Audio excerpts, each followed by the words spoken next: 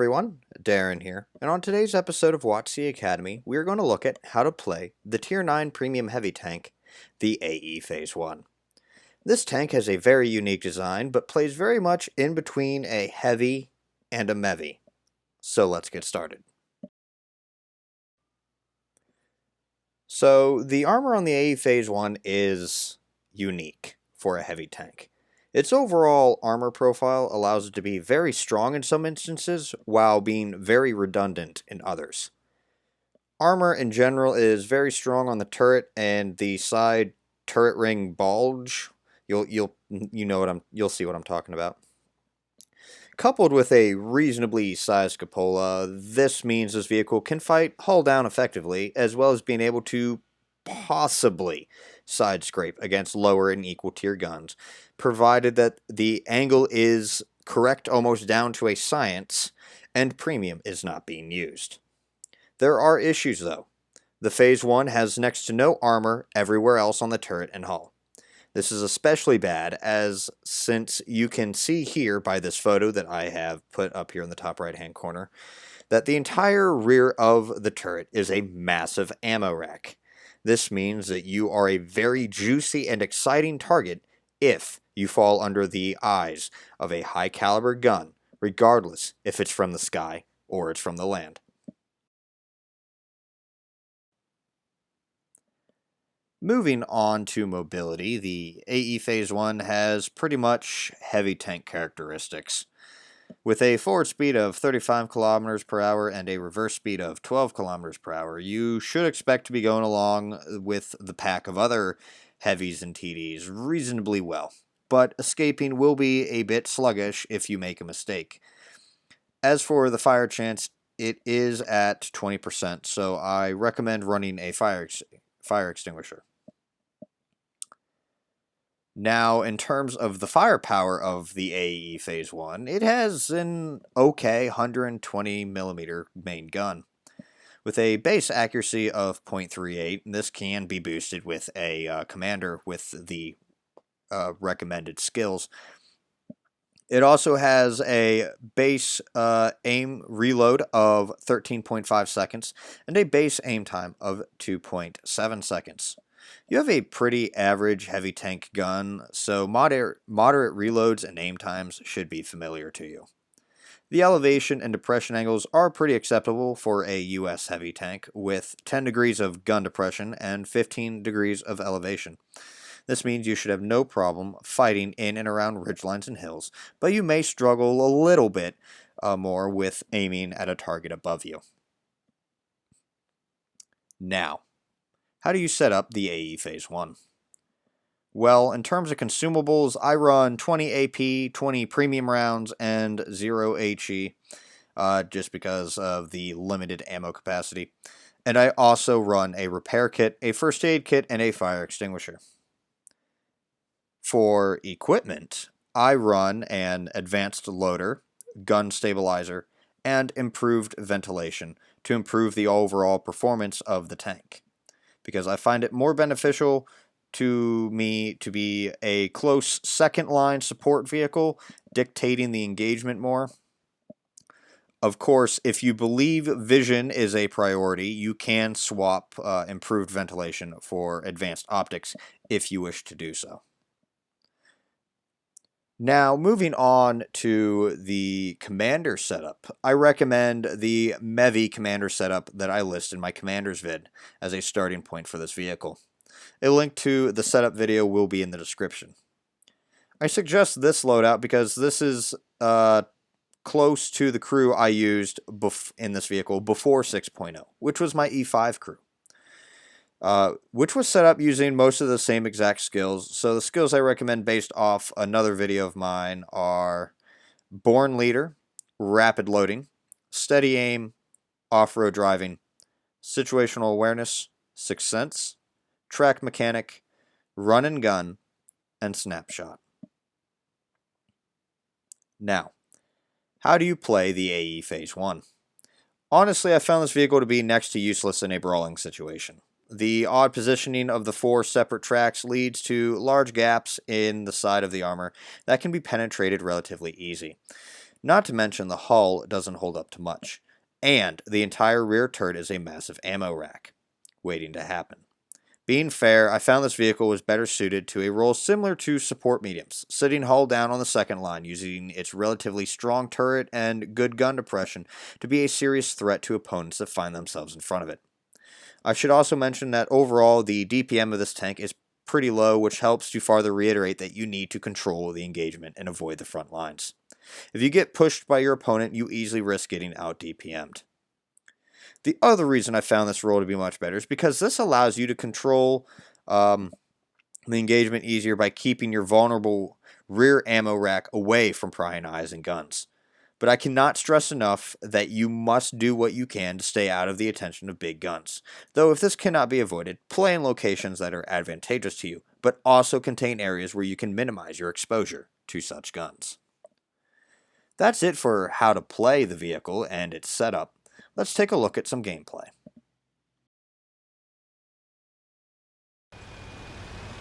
So here we are on Arctic region. I am using, again, old footage. This was a pretty good game demonstrating the capabilities of the vehicle.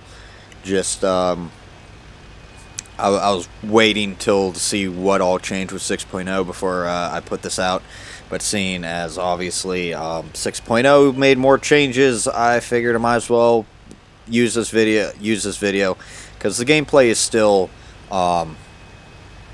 good. It's still able to be used to demonstrate the capabilities of the vehicle. The only thing though is that, you know, with the commander changes, you know, the crew skills stuff pretty much buffed the tank more. So what you're seeing now, you know, is not, you know, the full capabilities of the vehicle. The capabilities can be improved farther than what you are seeing right now. I just want to let that be known.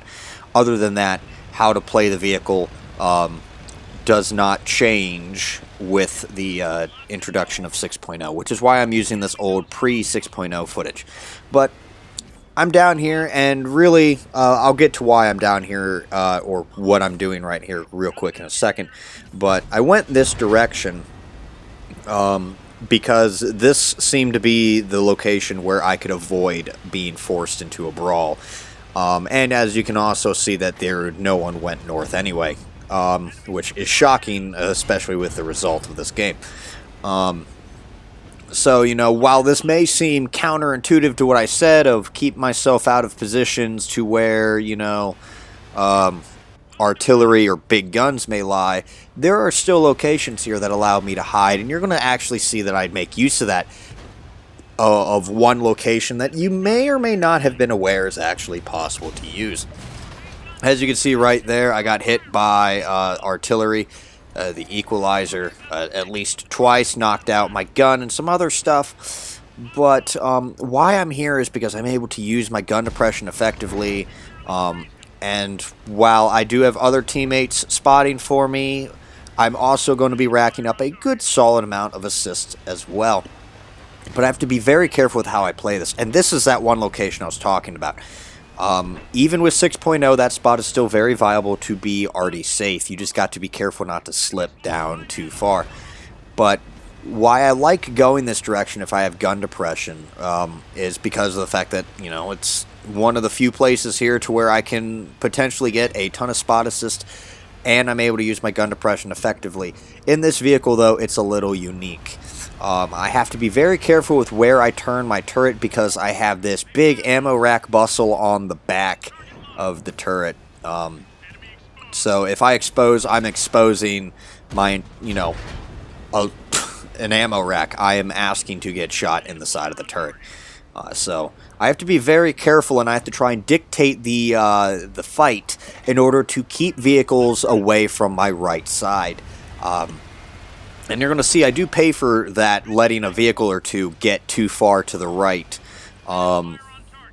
But overall, as you can see, this is pretty much it for the gameplay. This is what I mean by, you know, don't go pushing up in front of people trying to, you know, get a fight. And the side scraping doesn't really, you know, work all that well. You almost have to have it down to a specific science of knowing exactly what degree you need to angle off a wall in order to, you know, use it effectively. I spent many hours trying to figure that out, and I still cannot ever find that perfect position. And you can't always get that perfect position either. So I find it just to be pretty, really, this vehicle, as a heavy tank capability as it is, this thing is very good at hull down gameplay.